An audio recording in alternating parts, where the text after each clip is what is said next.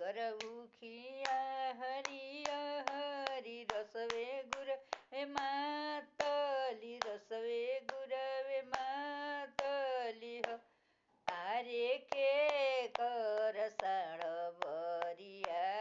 रत उखिया हमर रंग दे लउखिया हमर रंग दे पापा के उखिया हरिया हरि रसे गुरवे मातली रसे गुर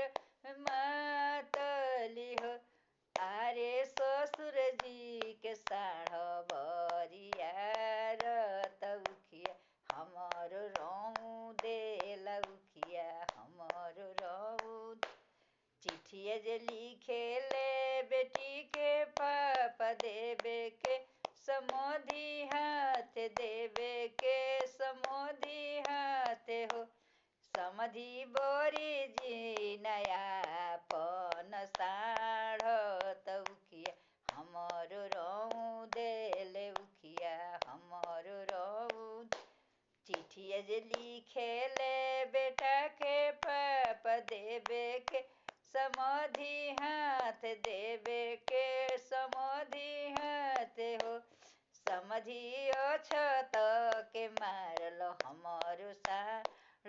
बरी जलो न मानेल बरी जलो न मा समधि लोढ़ा के परिछल हमर साढ़ बरी जलो न मानेल बरी जलो न मान